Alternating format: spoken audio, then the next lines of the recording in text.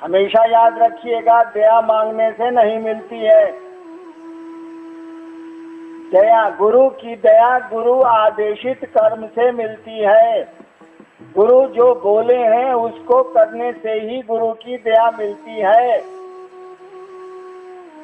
लेकिन शिव को गुरु मानने के लिए भी उनकी दया चाहिए। इसीलिए हम लोगों ने कहा उनसे दया मांगिए। उससे ज्यादा दया की जरूरत तो आपको पड़ेगी ही पड़ेगी जब शिव को गुरु आपने मान लिया। तब गुरु आदेशित कर्म करिए, लोगों को समझाइए, लोगों को शिव शिष्य बनाइए। और फिर कहा कि कभी कभार प्रणामों कर लीजिए, क्या कि प्रणाम हम लोग करते उरते किसी को नहीं। आज तक महादेव को प्रणाम कोई आदमी किया है इसमें से हमको बताएगा? हम नहीं किया है, बात साफ। सोचिए तो, हम लोग आज तक महादेव को प्रणाम किए? हम कह रहे हैं हम नहीं किया। अरे हम लोग सामान को प्रणाम करते हैं, शिव को कहाँ करते हैं?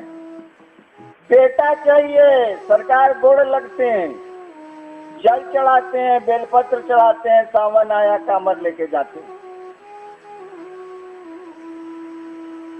तो बेटा के लिए ना प्रणाम हो रहा है, रोग से हटने के लिए ना प्रणाम हो रहा है, इज्जत और पैसा के लिए ना प्रणाम हो रहा है। ये महादेव को प्रणाम कहाँ हो रहा है भाई साहब? किसी को प्रणाम कर रहे हैं कि 5,000 रुपया इससे लेना है, तो आदमिया को प्रणाम कर रहे हैं कि 5,000 रुपया को प्रणाम कर रहे हैं भाई साहब?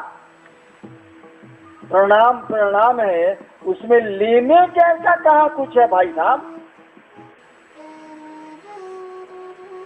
क्या ऐसा प्रणाम आपने किया कभी शिव को कि सरकार प्रणाम करते हैं आपको? और महादेव अगर पूछे कि रे साला तुम काहे हमको प्रणाम करता है, तो बोलिए कि सरकार प्रणाम करने का मौन किया इसीलिए प्रणाम करते। तब ये हुआ प्रणाम। और ऐसे प्रणाम का वापसी होता है आशीर्वाद से, जान लीजिएगा। सामान से इसकी वापसी नहीं होती है। ऐसा प्रणाम जो मात्र प्रणाम के लिए किया गया हो, ऐसा नमन जो मात्र मन को उसके सामने झुकाने के लिए किया गया हो, इस प्रणाम और इस नमन का नतीजा मालूम है? इसका एक ही नतीजा होता है, केवल एक नतीजा होता है। प्रणाम कर जिसको किया गया है वो आपको आशीर्वाद देगा ही देगा। ऐसा प्रणाम हम लोग कहाँ करें? ऐसा प्रणाम हम लोगों से होगा भी नहीं। इसीलिए नहीं होगा कि हम लोग धरती के आदमी हैं साला। धरती हम लोगों को अच्छी लगती है, इसी के लिए हम लोग महादेव भगवती के पास जाते हैं। उनके लिए तो उनके पास जाते ही नहीं।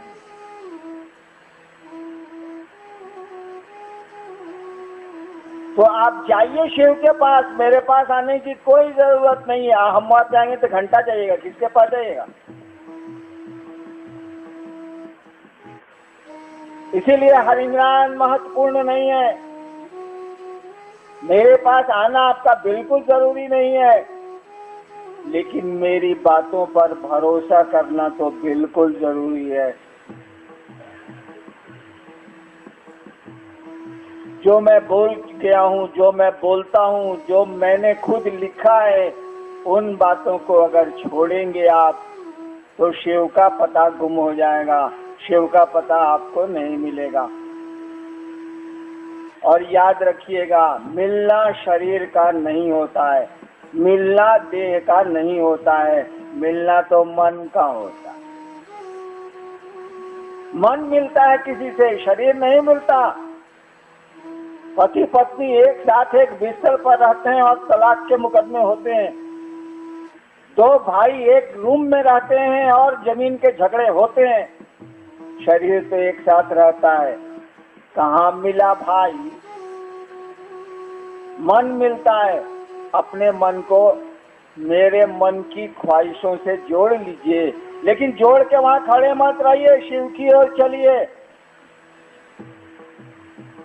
आगे बढ़िए। मैं जो कह रहा हूं चलिए, मुझको पकड़ के बैठिएगा तो ठहर जाइएगा, मुझको छोड़ के चलिएगा तो गुमराह हो जाएंगे। तो मुझसे मिलना जरूरी नहीं है, लेकिन जो मैं बोल रहा हूं उस पर भरोसा करना और भरोसा करके उस पर चलना जरूरी है।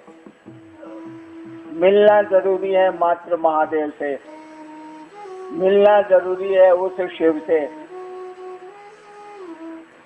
लेकिन वहां भी ये शरीर नहीं मिलेगा, वहां भी इन आंखों से उस शिव के दर्शन नहीं होंगे। आपका मन ही दर्शन पाएगा, आपका मन ही उनसे मिल सकता है। शरीर नहीं मिलता है, शरीर का क्या भरोसा, आज है कल नहीं होगा। तो जो गुरु भाई कहते हैं कि हईना अंज से मिलना जरूरी है, एकदम गलत बात है। मुझसे मिलना बिल्कुल जरूरी नहीं है, लेकिन मेरी बातों पर भरोसा करके चलना जरूरी है, अन्यथा शिव शिष्यता में आपको चलने में दिक्कत होगी।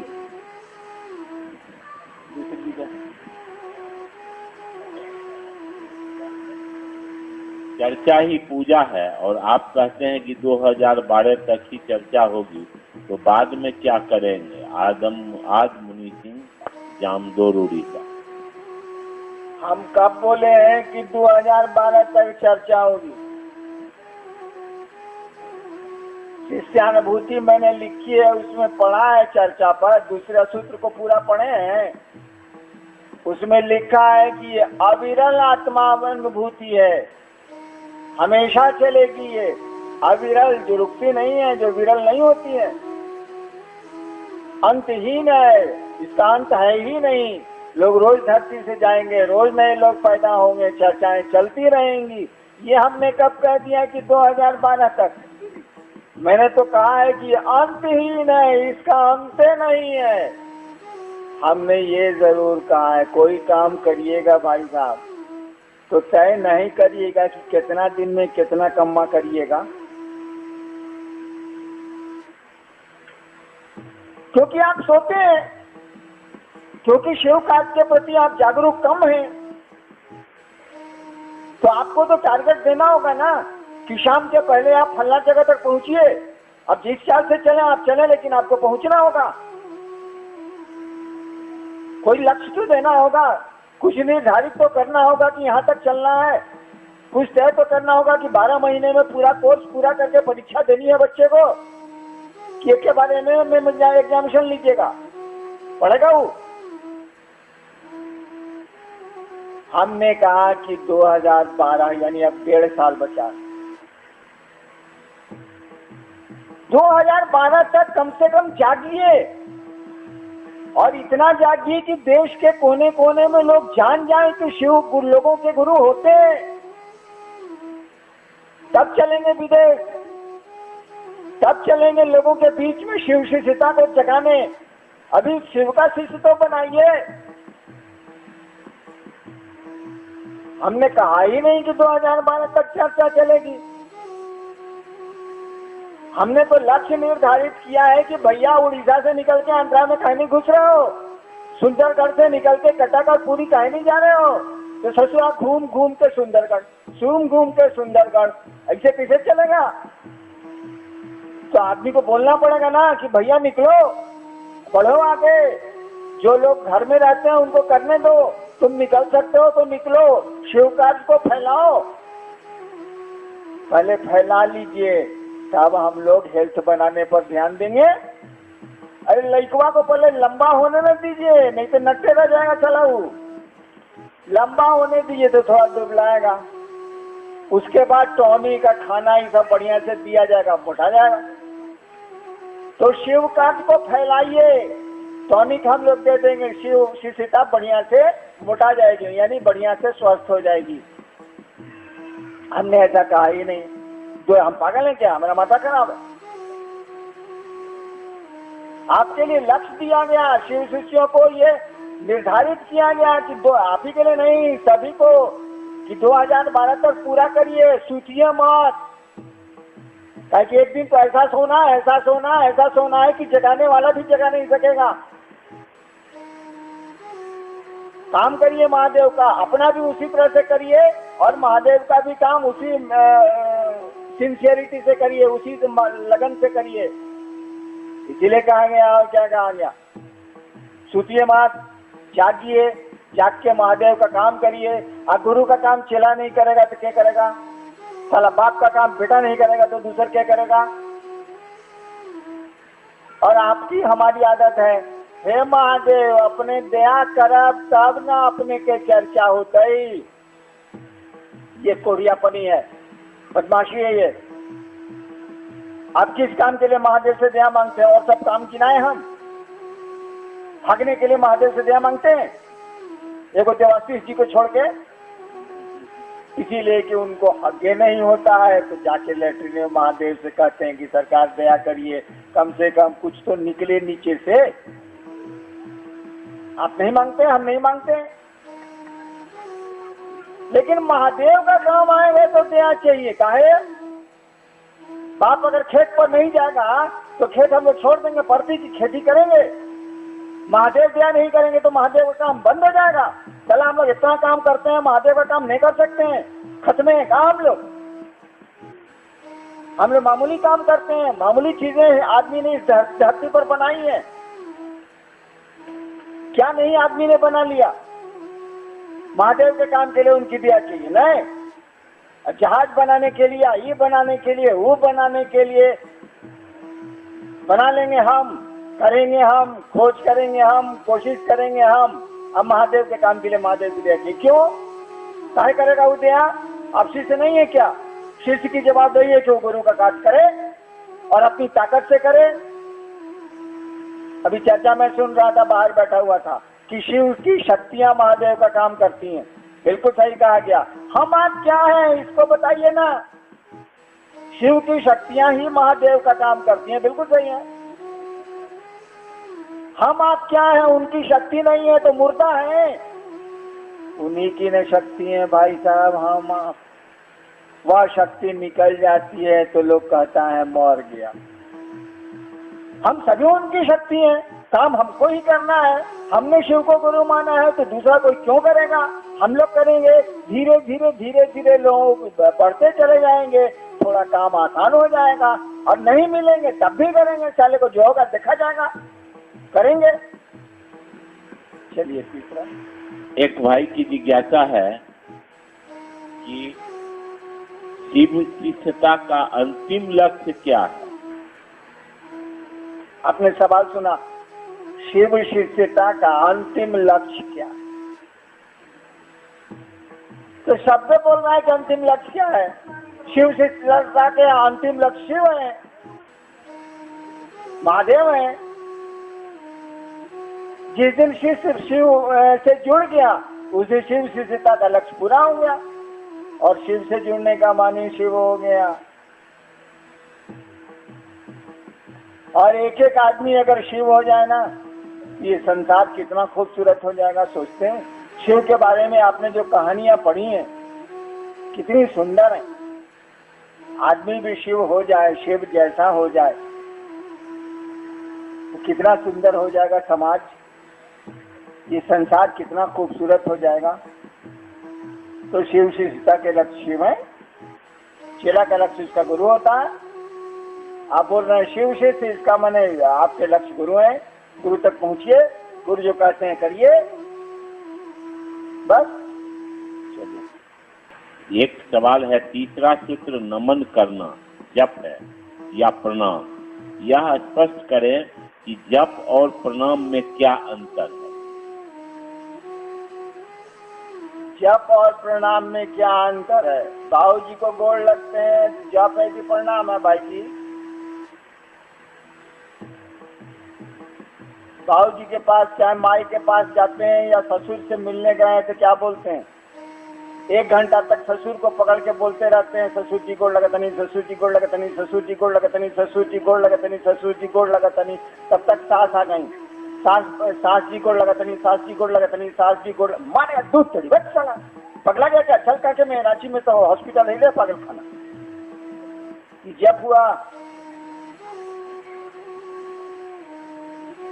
प्रणाम प्रणाम है, जप जप है, जप के माध्यम से प्रणाम होता है। ये बिल्कुल सही।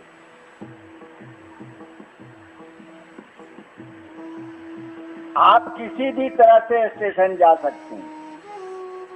कहिएगा कि टेम्पो से स्टेशन जाना जरूरी है क्या, कि स्टेशन जाना जरूरी है?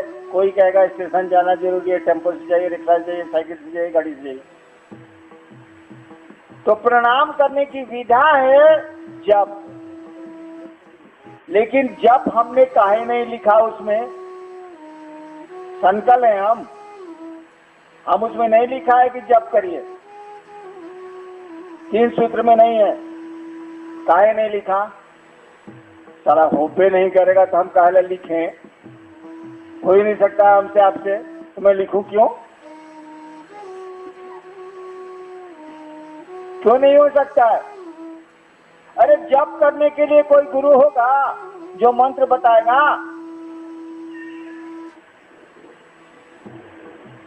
हमको आपको गुरु ही नहीं है तो मंत्र के बतावेगा। और जो गुरु मिलता है धरती पर, हम क्या बोलें? उसके मंत्रों का जप किया जाए तो हमारी आपकी क्या स्थिति होती है? नजर घुमा के दुनिया की ओर देख लीजिए।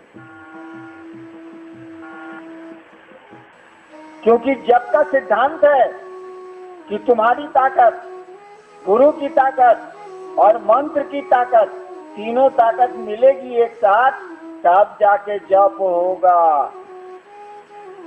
तो जप करने की ताकत हम लोग को है। कौन सी के लिए?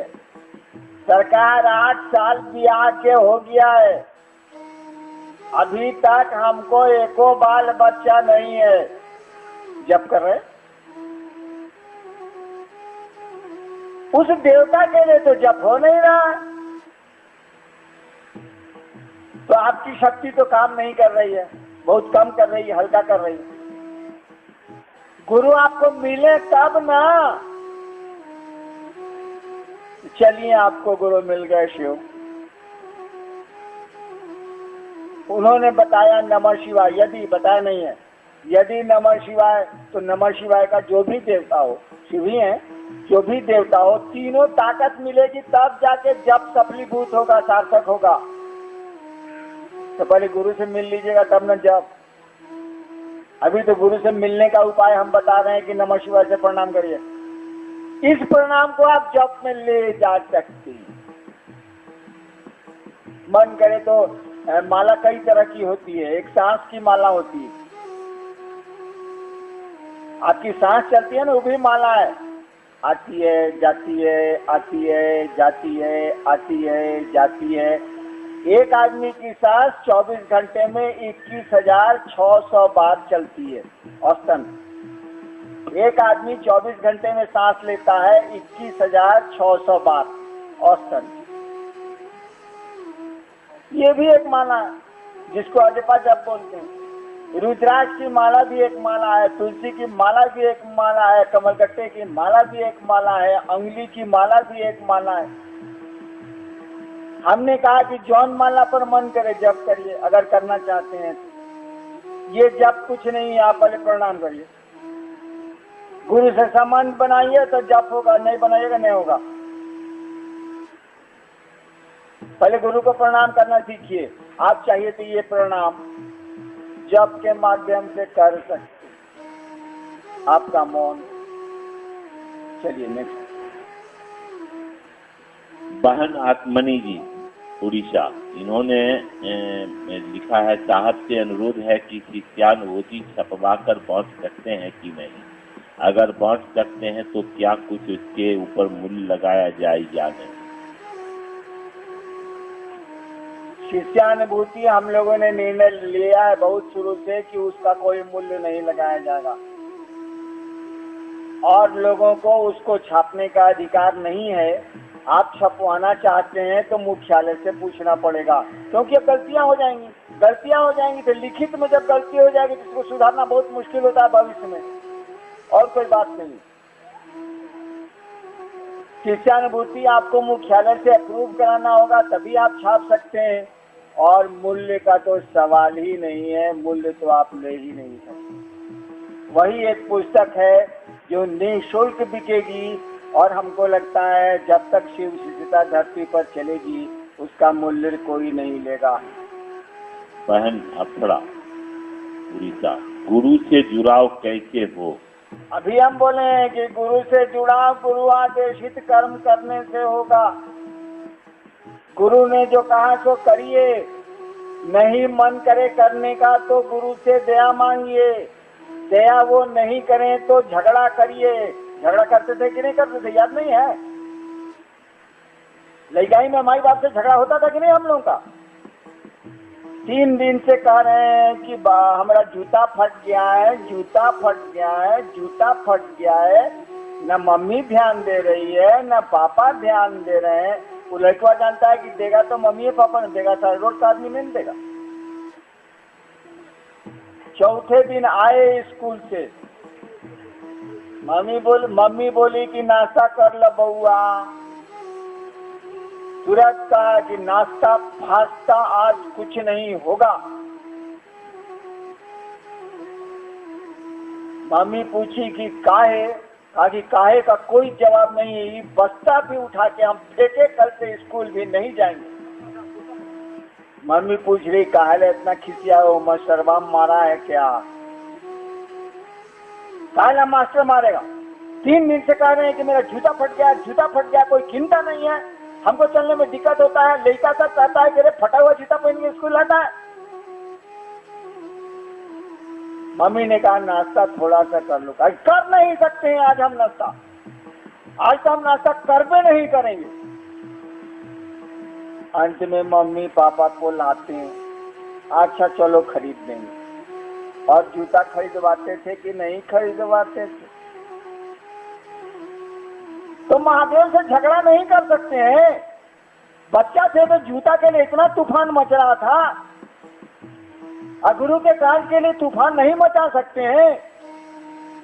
महादेव से मचाइए तूफान।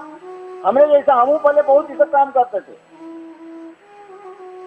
देखते थे कि 9-9 महीना तक, 8-8 महीना तक एक महादेव का चेला नहीं बना। आप लोग तो बोलते हैं यहाँ सुनते हैं कि 6,000-7,000 शिवसी से बनता है। हम जब शुरू में शिवसी से बनाने की कोशिश करते थे तो 8-8-9-9 महीना तक एक साला नहीं बनता था। और भी समाज में हम मजिस्ट्रेट थे भाई साहब, हम महादेव का ताकत अलगे था हमको, तबो नहीं बनता था। कितना चमत्कार करते थे तबो नहीं बनता था। तो महादेव से कहते थे कि आज में हम लोगों का खाना बंद रहेगा। नीलम को हम लोग कहते थे कि आज खाना बंद रहेगा, अन्नू मोनू लवली का खाना बनेगा और किसी का खाना नहीं बनेगा। एक दिन नहीं खाए, दूसरे दिन नहीं खाए, सतुआ पी के रहते थे हम, 5-6 दिन सतुआ पी के रह जाते हैं। दूसरे दिन नहीं खाए, आपको नहीं पता है। अगर शिव के लिए आप रो सकते हैं भाई साहब, तो आपके लिए वो कलेजा फाड़ के दे सकता है। हम आप रोते नहीं हैं, हम लोग अपने लिए शिव के पास रोते हैं। और महादेव ने मुझसे खुद कहा है, जिद नहीं करो, खाना खाओ। और खाना हम लोग खाते थे। आपको नहीं कहते हैं कि खाना छोड़िए, लेकिन ये तो कह सकते हैं कि हम एक भी महादेव का चेला हमसे नहीं बन रहा है, आपको 5 दिन तक हम प्रणाम नहीं करेंगे, प्रणाम करवे नहीं करेंगे। आपको हद करते हैं आप, अपने काम के लिए भी दया नहीं कर सकते हैं तो हमारे काम के लिए कपार करिएगा आप। जो आदमी अपने काम के लिए दया नहीं कर सकता वो हमारे काम के लिए कपार करेगा। जब गुरु का आदेश है तो अपने काम के लिए भी तो दया करें, उनसे लड़ ही नहीं सकते। क्यों? इसीलिए कि शिव कार्य करने का मनवा करेगा तब न लड़िए, जुतवा का फिक्र होगा तब न मम्मी पापा से लड़िए, बस्ता फटेगा चिंता में आइएगा तब न मम्मी पापा से लड़िए। आपको हमको चिंता ही नहीं है कि गुरु कार्य करना है। चिंता करिए, उस महादेव से लड़िए।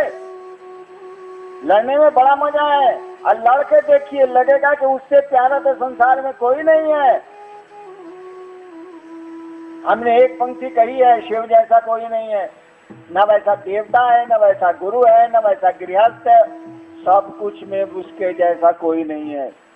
अगर आप शिव के लिए रो सकते हैं, हम लोग शिव के लिए नहीं रोते होते हैं। हम लोग पैसा के लिए, बेटा के लिए, धन के लिए, पति के लिए, मेहरारू के लिए, घर के लिए, इसके लिए रोते हैं। अगर आप शिव के लिए रो सकते हैं तो वो शिव आपके लिए कलेजा फाड़ के आपके सामने आ सकता है। रोना हम लोग जानते ही नहीं है। शिव के लिए क्यों रोएंगे हम?